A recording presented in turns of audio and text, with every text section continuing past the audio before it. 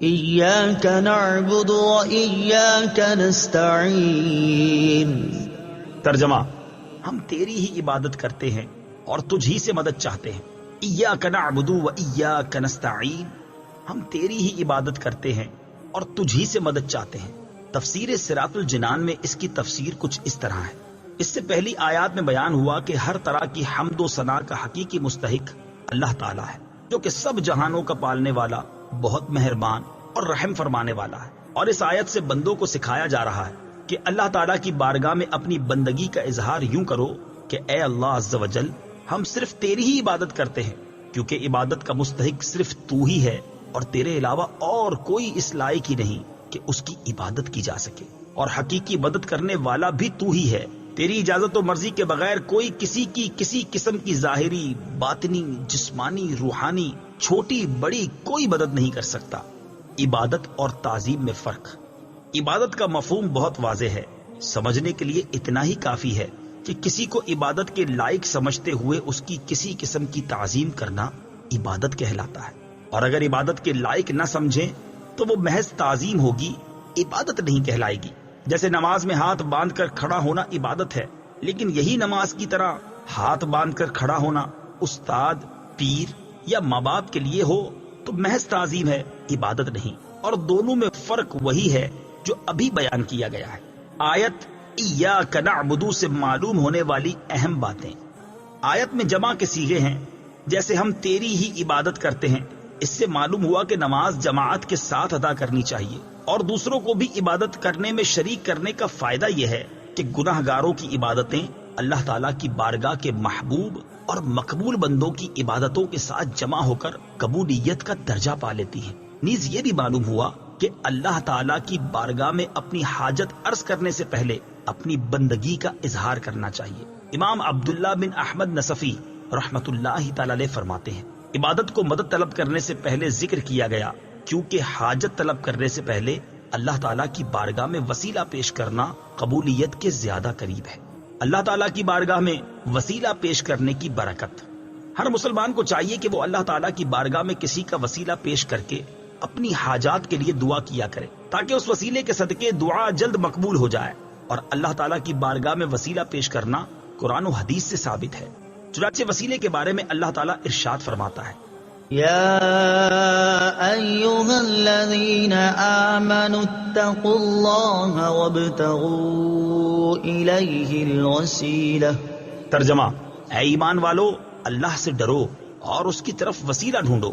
اور سنن ابن ماجہ میں ہے کہ ایک نابینا صحابی بارگاہ رسالت صلی اللہ تعالی علیہ وسلم میں حاضر ہو کر دعا کے طالب ہوئے، تو آپ صلی اللہ تعالی علیہ وسلم نے انہیں اس طرح دعا مانگنے کا حکم دیا، اللهم إني أسألك وأتوجه إليك بمحمد نبي الرحمة يا محمد إني قد توجهت بك إلى ربي في حاجتي هذه لتقضى اللهم فشفعه في۔ اے اللہ عز و جل، میں تجھ سے سوال کرتا ہوں اور تیری طرف نبی رحمت حضرت محمد صلی اللہ تعالی علیہ وسلم کے ساتھ متوجہ ہوتا ہوں۔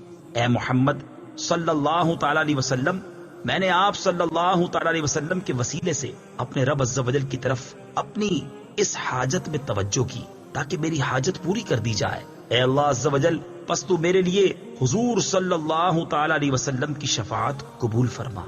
حدیث پاک میں مذکور لفظ یا محمد سے متعلق ضروری وضاحت۔ اعلیٰ حضرت امام احمد رضا خان علیہ رحمت الرحمان فرماتے ہیں، علماء تصریح فرماتے ہیں، حضور اقدس صلی اللہ تعالی علیہ وسلم کو نام لے کر ندا کرنی حرام ہے، اور یہ بات واقعی محل انصاف ہے۔ جسے اس کا مالک و مولا تبارک و تعالی نام لے کر نہ پکارے تو غلام کی کیا مجال کہ وہ راہ ادب سے تجاوز کرے۔ بلکہ امام زین الدین مراغی وغیرہ محققین نے فرمایا، اگر یہ لفظ کسی دعا میں وارد ہو جو خود نبی اکرم صلی اللہ تعالی علیہ وسلم نے تعلیم فرمائی ہو، جیسے دعائے یا محمد انی توجہت بکا الی ربی، تاہم اس کی جگہ یا رسول اللہ یا نبی اللہ کہنا چاہیے۔ حالانکہ الفاظ دعا میں حتی الوسع تغییر نہیں کی جاتی۔ یہ مسئلہ مہمہ یعنی اہم ترین مسئلہ جس سے اکثر اہل زمانہ غافل ہے، واجب الحفظ ہے۔ وَإِيَّاكَ نَسْتَعِينُ، اور تجھ ہی سے مدد چاہتے ہیں۔ تفسیر صراط الجنان میں اس کی تفسیر کچھ اس طرح ہے۔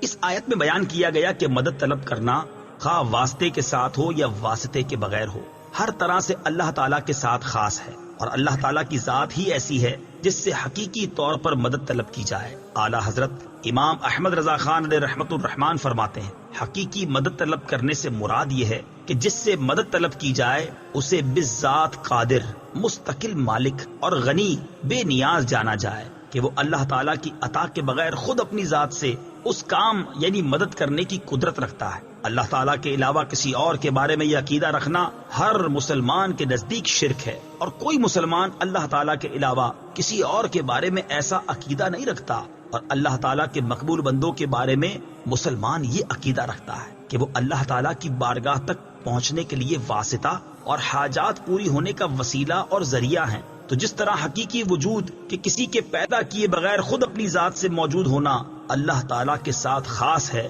اس کے باوجود کسی کو موجود کہنا اس وقت تک شرک نہیں جب تک وہی حقیقی وجود مراد نہ لیا جائے۔ یوں ہی حقیقی علم کہ کسی کی عطا کے بغیر خود اپنی ذات سے ہو، اور حقیقی تعلیم کہ کسی چیز کی محتاجی کے بغیر از خود کسی کو سکھانا اللہ تعالیٰ کے ساتھ خاص ہے، اس کے باوجود دوسرے کو عالم کہنا یا اس سے علم طلب کرنا اس وقت تک شرک نہیں ہو سکتا جب تک وہی اصلی معنی مقصود نہ ہو۔ تو اسی طرح کسی سے مدد طلب کرنے کا معاملہ ہے کہ اس کا حقیقی معنی اللہ تعالیٰ کے ساتھ خاص ہے، اور وسیلہ و واسطہ کے معنی میں اللہ تعالیٰ کے علاوہ کے لیے ثابت ہے اور حق ہے، بلکہ یہ معنی تو غیر خدا ہی کے لیے خاص ہیں، کیونکہ اللہ تعالیٰ وسیلہ اور واسطہ بننے سے پاک ہے۔ اس سے اوپر کون ہے کہ یہ اس کی طرف وسیلہ ہوگا، اور اس کے سوا حقیقی حاجت روا کون ہے کہ یہ بیچ میں واسطہ بنے گا؟ بد مذہبوں کی طرف سے ہونے والا ایک اعتراض ذکر کر کے اس کے جواب میں فرماتے ہیں، یہ نہیں ہو سکتا کہ خدا سے توسل کر کے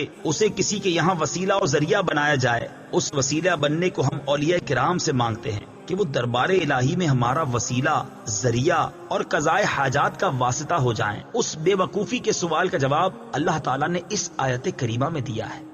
وَلَوْ أَنَّهُمْ إِذْ ظَلَمُوا أَنفُسَهُمْ جَاءُوكَ فَاسْتَغْفَرُوا اللَّهَ واستغفر لهم الرسول لوجدوا الله توابا رحيما۔ ترجمہ، اور جب وہ اپنی جانوں پر ظلم یعنی گناہ کر کے تیرے پاس حاضر ہوں اور اللہ سے معافی چاہیں اور معافی مانگیں ان کے لیے رسول، تو بے شک اللہ کو توبہ قبول کرنے والا مہربان پائیں گے۔ کیا اللہ تعالیٰ اپنے آپ نہیں بخش سکتا تھا؟ پھر کیوں یہ فرمایا کہ اے نبی تیرے پاس حاضر ہوں اور تو اللہ سے ان کی بخشش چاہے تو یہ دولت و نعمت پائیں؟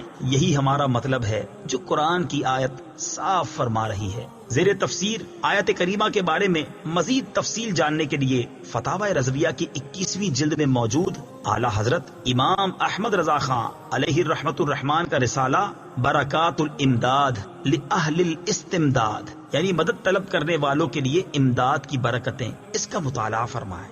اللہ تعالیٰ کی عطا سے بندوں کا مدد کرنا اللہ تعالیٰ ہی کا مدد کرنا ہوتا ہے۔ یاد رہے کہ اللہ تعالیٰ اپنے بندوں کو دوسروں کی مدد کرنے کا اختیار دیتا ہے، اور اس اختیار کی بنا پر ان بندوں کا مدد کرنا اللہ تعالیٰ ہی کا مدد کرنا ہوتا ہے۔ جیسے غزوہ بدر میں فرشتوں نے آ کر صحابہ کرام رضی اللہ تعالیٰ عنہم کی مدد کی، لیکن اللہ تعالیٰ نے ارشاد فرمایا وَلَقَدْ نَصَرَكُمُ اللَّهُ بِبَدْرٍ وَأَنْتُمْ أَذِلَّةٌ۔ ترجمہ، اور بے شک اللہ نے بدر میں تمہاری مدد کی جب تم بالکل بے سر و سامان تھے۔ یہاں فرشتوں کی مدد کو اللہ تعالیٰ کی مدد کہا گیا، اس کی وجہ یہی ہے کہ فرشتوں کو مدد کرنے کا اختیار اللہ تعالیٰ کے دینے سے ہے، تو حقیقتاً یہ اللہ تعالیٰ ہی کی مدد ہوئی۔ یہی معاملہ انبیاء کرام علیہ الصلوۃ والسلام اور اولیاء اعظام رحمت اللہ تعالیٰ علیہم کا ہے کہ وہ اللہ عز و جل کی عطا سے مدد کرتے ہیں، اور حقیقتاً وہ مدد اللہ تعالیٰ کی ہوتی ہے۔ جیسے حضرت سلیمان علیہ نبینا علیہ الصلوۃ والسلام نے اپنے وزیر حضرت آصف بن برخیہ رضی اللہ تعالی عنہ سے تخت لانے کا فرمایا، اور انہوں نے پلک جھپکنے میں تخت حاضر کر دیا۔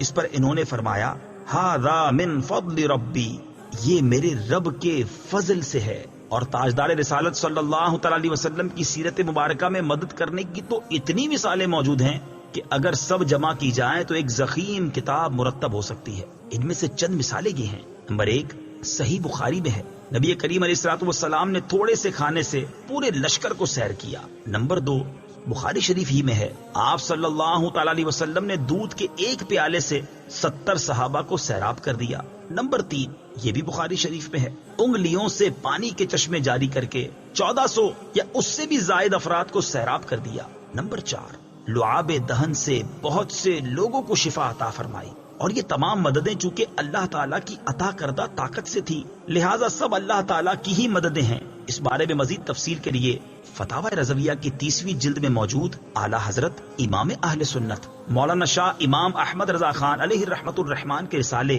الامن والعلا لناعت المصطفیٰ بدافع البلا، یعنی نعت مصطفیٰ صلی اللہ تعالی علیہ وسلم بیان کرنے والوں کے لیے انعامات کا مطالعہ فرمائیے۔ Subscribe to our channel, Being a Muslim, and press the bell icon for more updates.